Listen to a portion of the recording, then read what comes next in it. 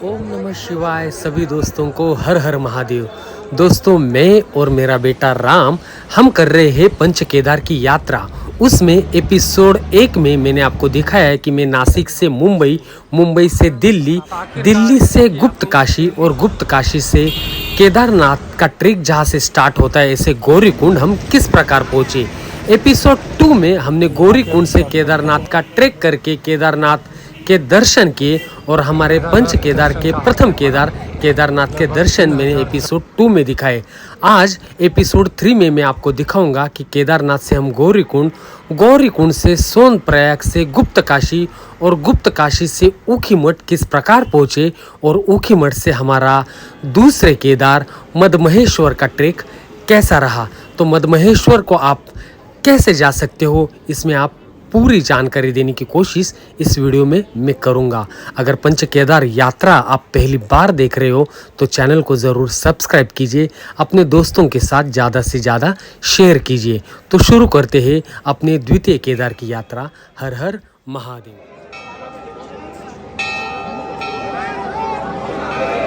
सभी दोस्तों को हर हर महादेव। हम कर रहे हैं दोस्तों पंच केदार की यात्रा। उसमें केदार के पहले जो दर्शन है केदारनाथ के वो अभी हमारे हो गए। इसके बाद की जो यात्रा रहेगी वो मदमहेश्वर की यात्रा। यहाँ पे जो पूजा की जाती है वो महादेव की पीठ की पूजा की जाती है। मदमहेश्वर में जो पूजा की जाती है वो भगवान महादेव के नाभि की पूजा की जाती है। उसके बाद तुंगनाथ जहाँ पे महादेव के बाहों की मतलब हाथों की पूजा की जाती है। उसके बाद रुद्रनाथ जहाँ पे महादेव के मुख की पूजा की जाती है। और बाद में कल्पेश्वर जहाँ पे महादेव के जटाओं की पूजा की जाती है। ऐसे उत्तराखंड में बसे ये पंच केदार की यात्रा हम कर रहे हैं और ये अपने आप में एक अनोखी यात्रा है। उसमें दूसरे दिन हमारे दर्शन हुए महादेव केदारनाथ की। अभी हमारी यात्रा बढ़ रही है मध्य।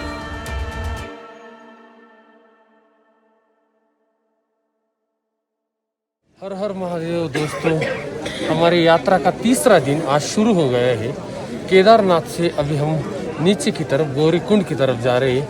आज है सोमवार, महादेव का दिन है। महादेव के दर्शन अभी करेंगे, केदारनाथ के दर्शन अब यहीं से करेंगे क्योंकि आप ये सुबह का देख रहे हैं 4:30 बजे अभी सुबह के। और 4:30 बजे भी ये इतनी लंबी लाइन यहाँ है। कल हम 5 बजे के करीब यहाँ थे और दर्शन हमारे हुए थे। और अब हम यहाँ से प्रस्थान कर रहे हैं हमारे अगले केदार की तरफ जो है मदमहेश्वर।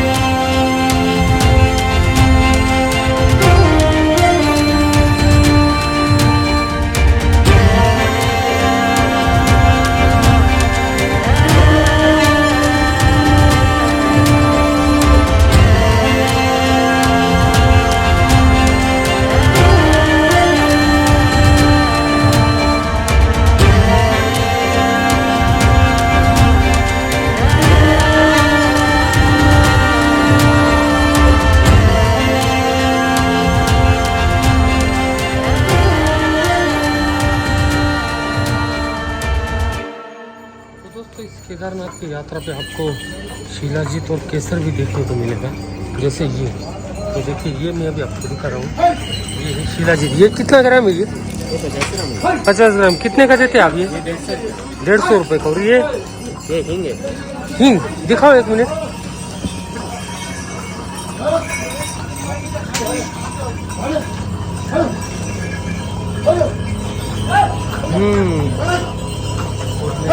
ये कितने का आता है? ये 100 रुपये का 100 ग्राम। 100 का 100 ग्राम। और ये केसर है। केसर कैसे देते हैं? ये केसर है 150 रुपये का 5 ग्राम। 150 रुपये का 5 ग्राम। अच्छा। इसकी खुशबू ही बताती है। तो दोस्तों सुबह 5 बजे शुरू किया अपना केदारनाथ मंदिर से सफ़र। राइट 11 बजे हमारा पहुंच गया था गौरीकुंड। और गौरीकुंड के ही इस पीछे बहने वाली मंदाकिनी नदी में अभी स्नान करके बहुत ही फ्रेश लगा। पानी कैसा था? बहुत गर्म पानी था, इसलिए बहुत अच्छा लगा। और अभी स्नान करके अभी बढ़ रहे हम गौरीकुंड से। अभी गाड़ी करेंगे, गाड़ी करके सोनप्रयाग तक जाएंगे। सोनप्रयाग से सीतापुर और सीतापुर से आगे की तरफ जाएंगे। तो चलते हैं। हर हर महादेव। तो आ गए हम नीचे, जहाँ से हमको गाड़ी वाले ने छोड़ा था वहीं पे अभी हम पहुँचे। वहाँ से अभी ये पीछे शेयरिंग जीप करके जाएंगे सोनप्रयाग की तरफ।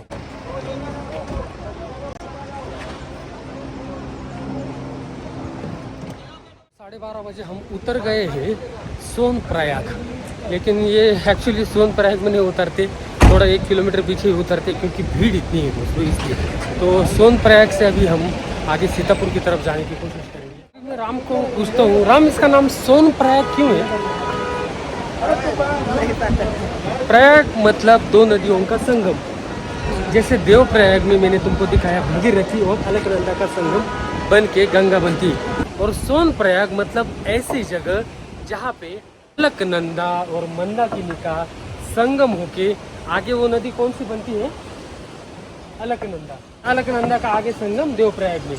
मतलब प्रयाग शब्द का अर्थ है 2 नदियों का संगम। ऐसे 5 प्रयाग है उत्तराखंड में, तो उसी में से एक सोनप्रयाग। भैया ये ओरिजिनल रुद्राक्ष है? हाँ जी सर। कैसे देते हो आप ये? 50 का 100 के 3। 100 के 3, 50 का 1। और ये कितने मुखी? ये जो माला ये 2 मुखी का। कितने मणि ये? 27 होगा। ये कितने की? 250। अच्छा।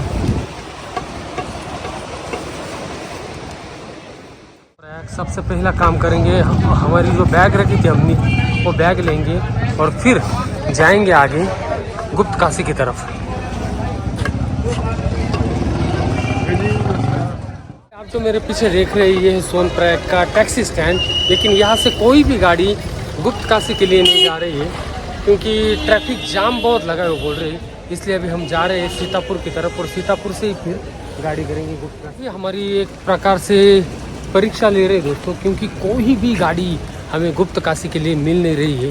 तो हम उस सीतापुर के स्टैंड से, वो नीचे दिख रहा होगा, वहाँ से अभी इस मेन हाईवे पे आए, लेकिन एक भी गाड़ी गुप्त काशी जा नहीं रही है। और बोल रही बुकिंग में जाना पड़ेगा, 1000 रुपये लगेंगे, 1200 रुपये लगेंगे। लेकिन मैं अभी एक सर से पूछा, तो आगे चल के भी पता करते हैं कि गाड़ी मिलेगी या नहीं। तो गुप्त काशी जाने के लिए लगभग 1 से 1.5 घंटा हम घूमते रहे, और बारिश भी तेज़ हो रही थी। तो आखिरकार हमको एक शेयरिंग जीप मिल गई गुप्त काशी के लिए। उसने हमसे 250 रुपये चार्ज किए। इस प्रकार हम 500 रुपये दे के गुप्त काशी तक उस गाड़ी से पहुंच गए। तो दोस्तों अभी बजे 5:30, और 5:30 बजे हम पहुंच गए गुप्त काशी। बहुत वक्त हो गया है। देखते अब यहाँ से होखीमठ का रास्ता कैसे तय कर पाते हैं, गाड़ी मिलती है नहीं मिलती क्या मालूम, पता नहीं आगे का सफ़र कैसा रहता है अपना मध्य महेश्वर की तरफ का। तो चल रहे हम आगे। पहुँचे हैं शनिवार को, जब हम दोपहर को जहाँ पहुँचे थे, ऐसे ही गुप्त काशी हम अभी पहुँच गए। तो ये है गुप्त काशी का टैक्सी स्टैंड। यहाँ से आपको हर एक जगह के लिए टैक्सी मिल जाती है। ज़्यादा से टैक्सी यहाँ से गौरीकुंड सोनप्रयाग के लिए जाती है। तो अभी हमको जाना है होखीमठ। तो ये खड़ी है यहाँ से, 50 रुपये लेते हैं सवारी, लेकिन अभी लगभग 5:30 बजने को आए, इसलिए वो थोड़ा अभी ये कर रहे, बोल रहे बुकिंग में जाना पड़ेगा, ऐसा करना पड़ेगा, इसलिए अभी देख रहे हैं कैसे जाना पड़ता है कैसे नहीं। देखते अगर उनके सीट हुए तो जाएंगे, नहीं तो फिर। गुप्त काशी से ऊखीमठ की दूरी 15 किलोमीटर की है। उसमें शेयरिंग से अगर आप जाते हो तो 60 रुपये एक जन का किराया लगता है।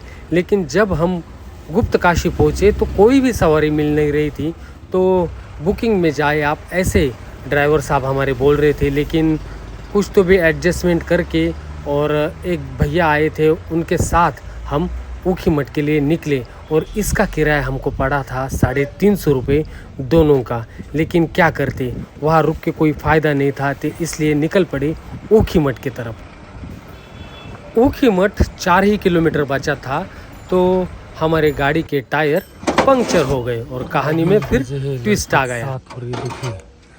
कहानी में ट्विस्ट आ गया है, मेरे गाड़ी हो गई है हमारी पंक्चर यहाँ पे। यहाँ से 4 किलोमीटर है ऊखीमठ अभी, और गाड़ी अपनी पंक्चर हो गई है। एक एक परेशानियों का सामना करते अपना सफ़र बढ़ रहा है द्वितीय केदार की तरफ। तो चलो शुक्र है पंक्चर निकल गया और हमारा सफ़र शुरू हो गया ऊखीमठ की तरफ। लगभग 2.5 घंटे लगे हमको 15 किलोमीटर ऊखीमठ आने के लिए। गाड़ी का पंक्चर निकालने के बाद दोस्तों हम पहुंच गए हैं ऊखीमठ में। और ऊखीमठ में पहुंचते ही जो टैक्सी स्टैंड है वहाँ पे मुझे एक दोस्त मुझे लेने आए और उन्होंने मुझे अपने उनके होम स्टे में ठहराया है। इस होम स्टे का नाम है तपोभूमि होम स्टे। मैं आपको कमरा दिखाता हूँ। तो ये है तपोभूमि होम स्टे का कमरा, कुछ इस प्रकार है। डबल बेड मिला है हमको, राम और मुझे, और हमने अभी मस्त गर्म पानी से स्नान किया है क्योंकि 2-3 दिन से गर्म पानी हमको मिला नहीं था। ये बाथरूम भी बढ़िया है, हीटर भी लगाया हुआ है इसमें। और अभी कल की हमने सारी तैयारी कर दी है। हमारे रेनकोट हमने सूखने को डाल दिए हैं क्योंकि गीले हो चुके थे वो। और अभी आज मस्त आराम करेंगे। सबसे पहले मस्त खाना खाएंगे अभी बाहर जाके, फिर आराम करेंगे। ओके राम।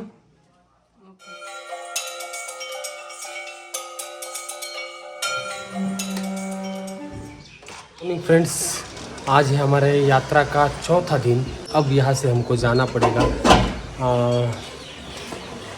रांसी, और रांसी से आगे अब्तुलीधार, और वहाँ से अपना ट्रिक शुरू होगा द्वितीय केदार मदमहेश्वर का। पहले अभी रांसी गांव के लिए गाड़ी कब तक आएगी वो उसका वेट करना पड़ेगा, फिर निकलेंगे। चलते। बहुत परेशानी हो रही है दोस्तों क्योंकि यहाँ से रांसी के लिए कोई गाड़ी अभी मिल नहीं रही है। बोल रहे कि बुकिंग में जाओ, 80 रुपये एक जन का किराया, उस हिसाब से 1600 रुपये दो जन हम और बुकिंग में जाए। लेकिन इतना किराया दे के वहाँ तक जाना, कैसे जा पाएंगे वही सोच रहा हूँ मैं। अभी यहाँ से लिफ्ट लूँ या क्या करूँ। और ये है ये यहाँ का ऊखीमठ का आप जो देख रहे हैं, ये टैक्सी स्टैंड।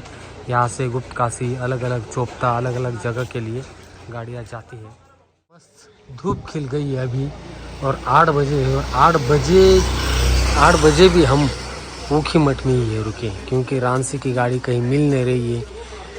और जब तक सवारी नहीं होगी तब तक जा नहीं पाएंगे। सबसे बड़ी दिक्कत दोस्तों यही है कि यहाँ से हम बेस विलेज जो रांसी है, जो अपना अब्तुलीधार है, वहाँ तक कैसे पहुँचे। एक बार वहाँ पहुँच गए तो यात्रा बहुत ही सफल और बहुत ही बढ़िया यात्रा रहती है। लेकिन वहाँ तक पहुँचनी ही एक बड़ी दिक्कत का सामना है। फाइनली 8:30 बजे हमको गाड़ी मिल गई है। अभी हमने यहाँ गरम पराठे का नाश्ता किया और ये सामने खड़ी है अपनी गाड़ी रांसी के लिए। गाड़ी रेडी है तो चलते अभी पहुँचते हैं अब्तुलीधार।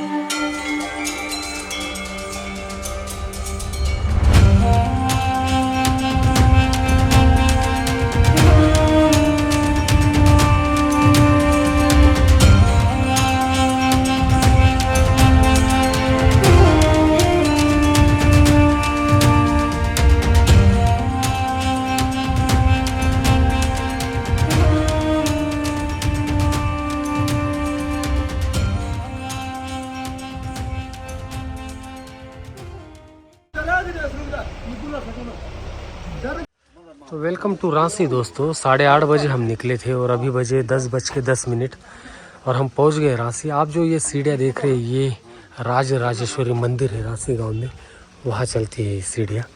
और यहाँ होम स्टे भी अवेलेबल है बहुत सारे।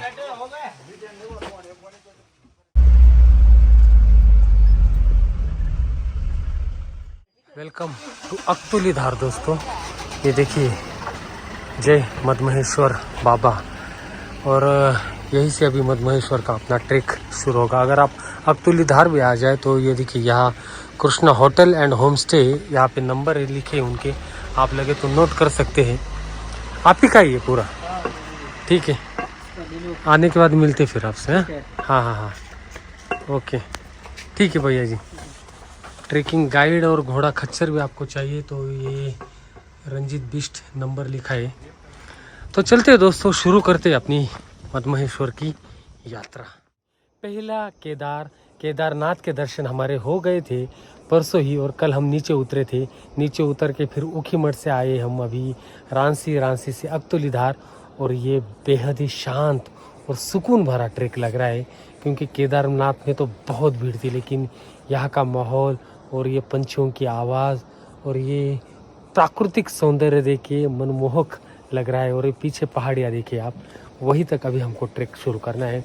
तो अक्तुली धार में आए 10:30 बजे है और शुरू करने जा रहे हैं हम अपना द्वितीय केदार मदमहेश्वर। तो शुरू करते हैं, देखते हैं कितने बजे तक पहुँचते। शुरू करने का राम?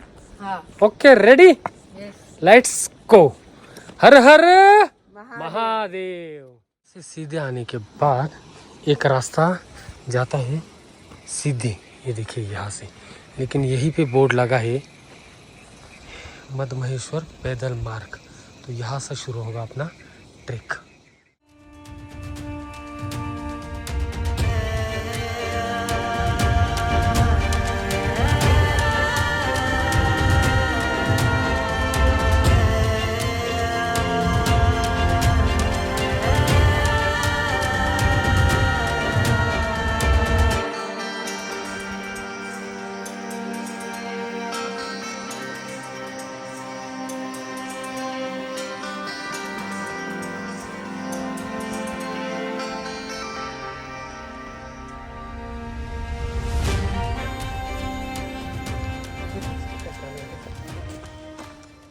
यहाँ से गोंडार है अभी 4.5 किलोमीटर, नानू 9 किलोमीटर, और मदमहेश्वर जो है वो एक्चुअली 15.5 किलोमीटर है। उसका एक अंग जो है दोस्तों मिट गया है। हाँ, यहाँ पे प्रॉपर बोर्ड ये देखिए 14.5 किलोमीटर। तो देखते हैं अभी कितने बजे तक पहुँच पाते हम।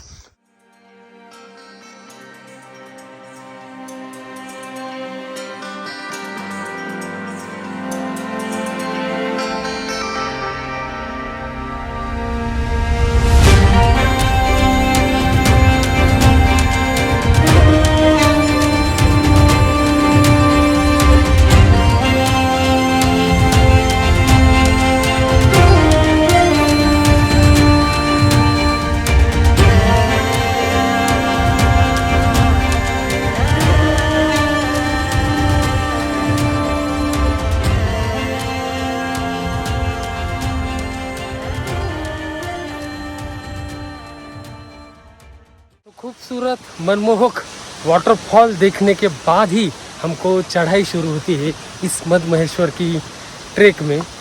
मदमहेश्वर का ट्रैक पहले 2 किलोमीटर आपको सीधी ढलान तक आना है। इस जो वाटरफॉल लगता है सबसे बड़ा, वहाँ तक, और वहीं से अभी ये सीधी चढ़ाई शुरू होगी गोंडार के लिए। और बहुत जन सवाल करते हैं कि आपने ये ट्रैक कौन से मंथ में किया। तो दोस्तों आज की तारीख है 30 मई और हमने अपनी यात्रा की शुरुआत की थी 25 मई को। हम 27 मई को केदारनाथ में थे और आज 30 मई मदमहेश्वर की यात्रा कर रहे हैं। बहुत ही अच्छा और मनमोहक निसर्ग का रूप देख के हमारी यात्रा शुरू है।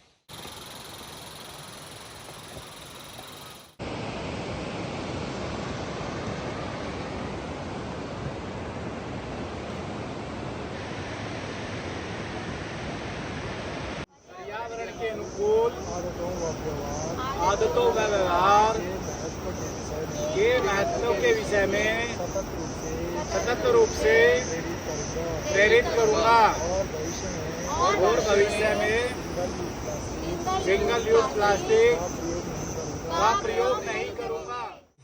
सर जी ने सब ट्रेकर्स को शपथ दिलाई कि हम सिंगल यूज प्लास्टिक नहीं करेंगे और सही में करना भी नहीं चाहिए। और उसी के आगे हमें बोर्ड दिखाई है 6 sigma high altitude medical service का, जो 12 किलोमीटर यहाँ से दूर है। मतलब ऊपर मध्य महेश्वर में आपको अगर हाई एल्टीट्यूड सीखनेस की कुछ तकलीफ होती हो तो वहाँ पे भी आपको मेडिकल सुविधा मिल जाएगी।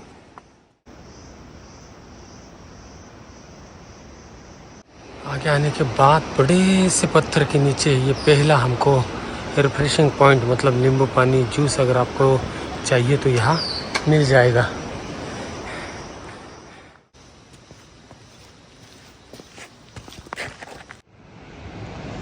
दूसरा ब्रिज क्रॉस करने के बाद जब हम आगे आते हैं तो हमें लगता है देवीधार मंदिर, जहाँ से गोंडार बचता है 1 किलोमीटर।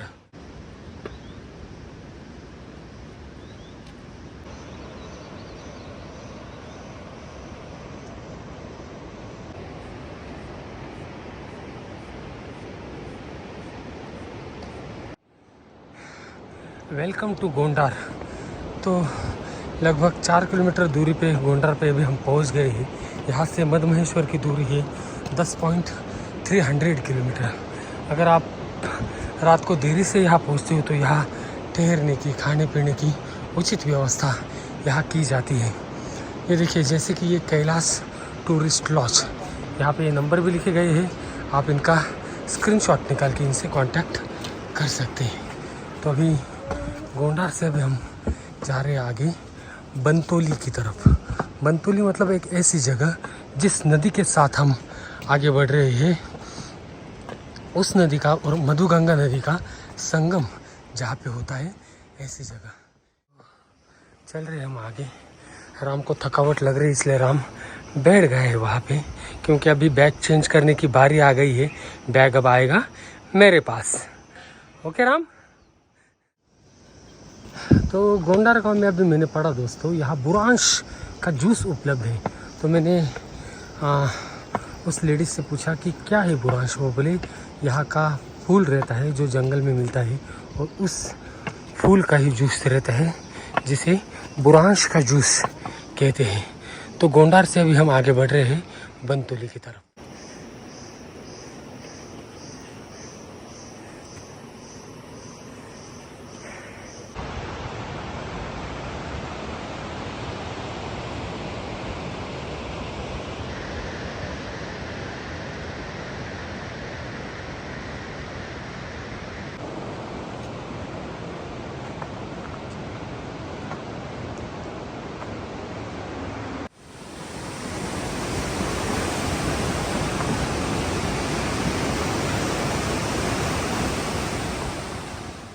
तो दोस्तों हम पहुंच गए बनतोली, और आप जो देख रहे हैं वो मधुगंगा, और ये नदी का नाम मैं भूल गया। ये नदी, ऐसे दोनों का संगम यहाँ पे होता है।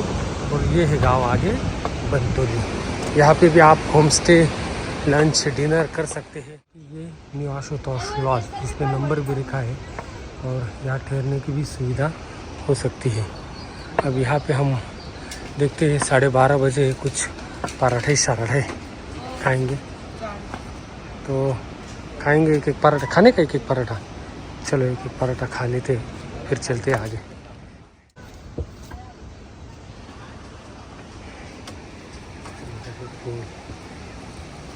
अभी गरम गरम पराठा और अचार। और ये क्या है? ये भी अचार है?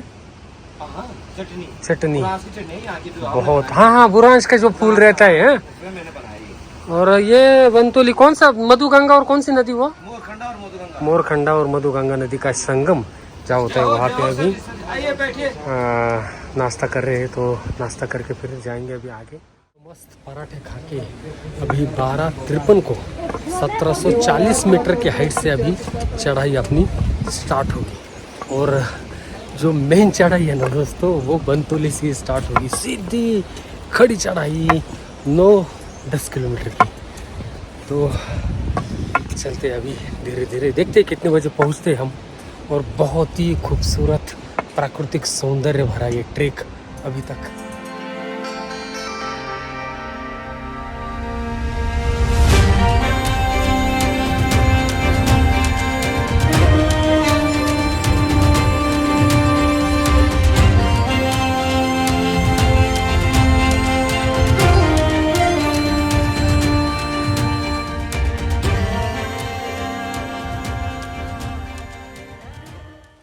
तो तेज़ बारिश शुरू हो गई दोस्तों हमारे मधमहेश्वर के इस ट्रेक में। और अच्छा हुआ रेनकोट हमने अपने साथ लिए थे, क्योंकि हम जब उत्तराखंड में ट्रेक करते हैं तो यहाँ कब मौसम चेंज हो जाए कोई बता नहीं सकता।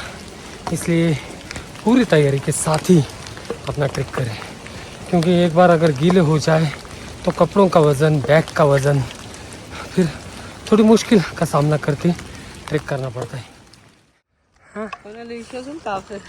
देखो ना वो वहाँ से आ रहे हैं दोस्तों, वो जो है वहाँ से चल के यहाँ तक पहुँचे।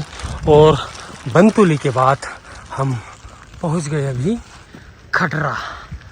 आधा घंटा लगा हमको बंतुली से यहाँ आने में, और सीधी चढ़ाई है, बिल्कुल सीधी, लेकिन जिगजैग में है, इसलिए कुछ परेशानियों का सामना नहीं करना पड़ता। और यहाँ भी अगर आप स्टे लेना चाहते हैं तो यहाँ ले सकते हैं, जैसे ये होटल पंचवटी, ये देखिए आप नंबर नोट कर सकते हैं।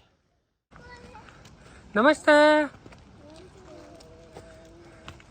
देखो छोटे छोटे बच्चे चिंगम, अरे ते चिंगम कशा लिहिला खातील ना।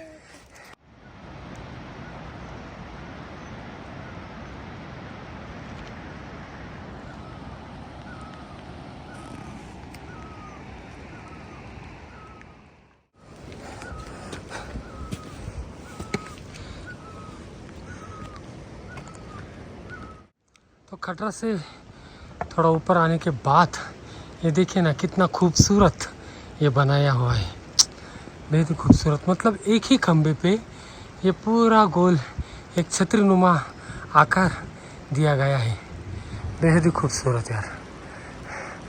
यहाँ पे फ़ोटो क्लिक करेंगे अभी हम, और ऊंचे ऊंचे पहाड़ों का नज़ारा देखते हुए ट्रैक शुरू है, बहुत ही खूबसूरत वादियों से।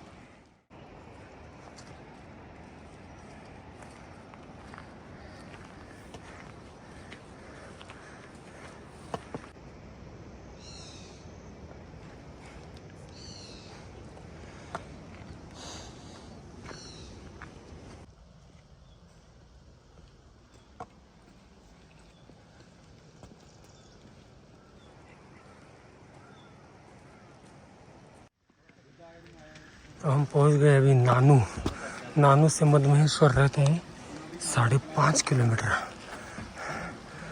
ओह, मैं खंबा लगेगा आगे 1.600 किलोमीटर। यहाँ भी ऊपर होम स्टे वगैरह अवेलेबल है।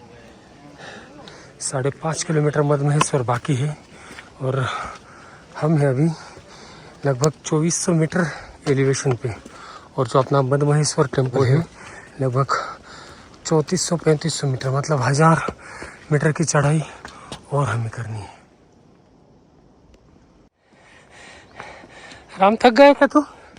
हाँ नहीं ना, अभी कैमरे में तो नहीं बोलना पड़ेगा, थके हुए भी हो तो भी।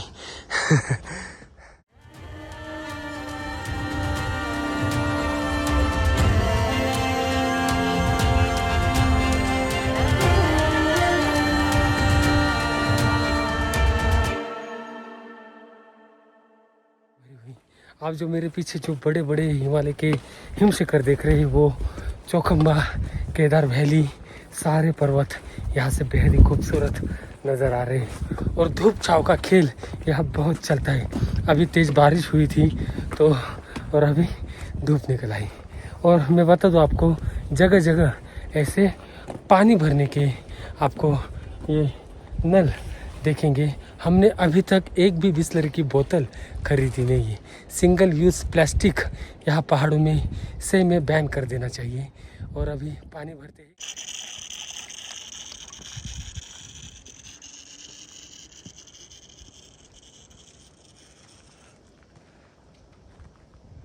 तो नानू से लगभग 100 मीटर के ऊपर आने के बाद थोड़ी राहत मिलती है। ऐसा प्लेन रास्ता देखने को मिलता है और ये ऊंचे ऊंचे पहाड़ियाँ देखिए यार, क्या खूबसूरत लगते हैं। ऐसे में मदमहेश्वर का ये ट्रेक एक अद्भुत यात्रा है महादेव की। प्रकृति का आवाज़ सुन के, प्रकृति का आनंद लेके ये ट्रेक करना चाहिए, ऐसा मेरा मानना है। ना कि ब्लूटूथ पे गाने लगाए, हेडफोन लगाए, बड़ी बड़ी आवाज़ करे, क्योंकि जो प्रकृति का आवाज़ है, जो नैसर्गिक आवाज़ है, ये सुनकर अगर ट्रेक करेंगे तो बहुत अच्छा लगेगा, मन को सुकून मिलेगा और ट्रेक का आनंद भी आप ले सकते हो। तो इस जंगल के रास्ते से जब हम आगे बढ़ते हैं दोस्तों, तो आते हैं हम कुंचट्टी, और कुंचट्टी की ऊंचाई लगभग 2780 मीटर, और अभी भी हमको लगभग 700-800 मीटर का ट्रेक ऊपर चढ़ना है। यहाँ पर ठहरने की और रहने की, खाने की व्यवस्था की जाती है। आप लगे तो ये नंबर नोट कर सकते हैं, ये देखिए ये नंबर। और यहाँ से जो डिस्टेंस बचता है अभी मदमहेश्वर का, वो बचता है 2.650, लगभग 2.5 किलोमीटर।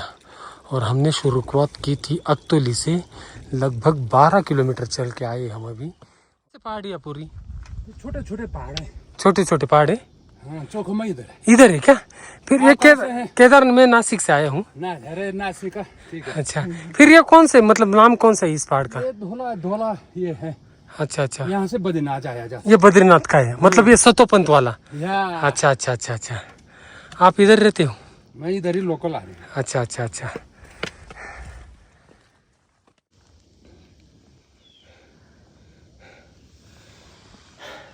तो 6 घंटे में 13 किलोमीटर और 3000 मीटर का एलिवेशन अभी हमने गेन किया है।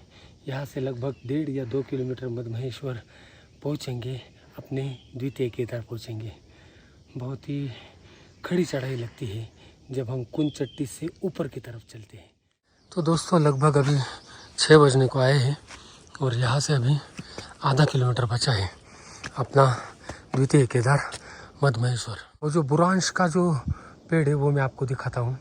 ये देखिए, ये जो फूल आपको नज़र आ रहे हैं, यही है बुरांश के, जो लाल कलर के फूल, जिसकी चटनी हमने खाई अभी बंतोली में नाश्ता करके जब हम निकले थे। तो पहुँचते हैं अपने मदमहेश्वर अब जल्दी से। हमारे साथ अभी बातें करते करते हम यहाँ तक पहुँचे, वो है सुंदर सी पवार। ये खच्चर चाहिए और पोर्टर गाइड, कुछ भी सेवा सुविधा आपको हेल्प चाहिए तो ये आपको पूरी मदद करेंगे। इनका नंबर मैं डिस्क्रिप्शन बॉक्स में दे दूंगा, आप ज़रूर उनसे मिले। ठीक है भाई? जी जी जी, ओके। हर हर महादेव दोस्तों, तो ये है पहला लुक अपने मदमहेश्वर का, जो गांव बसा है छोटा सा मदमहेश्वर का, ये पूरे पहाड़ों की वादियों में, और यही से दिखता है मदमहेश्वर का पहला दर्शन, यही से हो रहा है। रजिस्ट्रेशन करना पड़ेगा, कुछ से भी करना पड़ेगा, तो चलते हैं। और ये देखिए मदमहेश्वर। तो दोस्तों हम पहुंच गए अपने द्वितीय केदार मदमहेश्वर। राइट 15 किलोमीटर भरा ये अक्तोली धार से, और एलिवेशन जो हमने गेन किया है वो है 3190 मीटर का, और 3190 मीटर पे ही अपने मदमहेश्वर द्वितीय केदार के महादेव जी बसे हुए हैं। तो सबसे पहले अभी हमको यहाँ लेना है कमरा, और देखते हैं कमरे का क्या कैसे रहता है।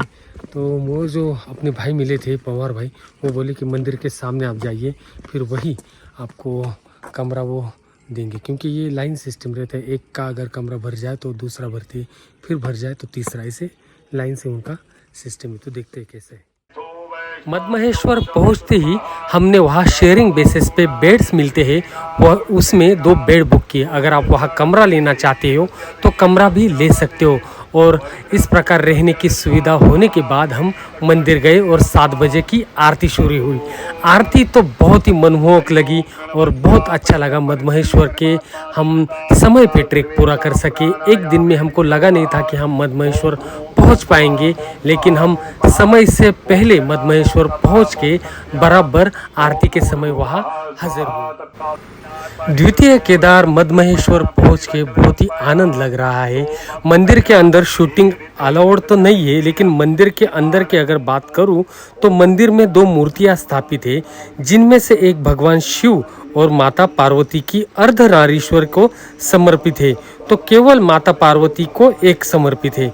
मंदिर के पास एक छोटा सा मंदिर भी है जिसमें सरस्वती की मूर्ति स्थापित है, और मुख्य मंदिर से दूर एक मंदिर ऊपर की तरफ है जिसे बूढ़ा मदमहेश्वर के नाम से जाना जाता है।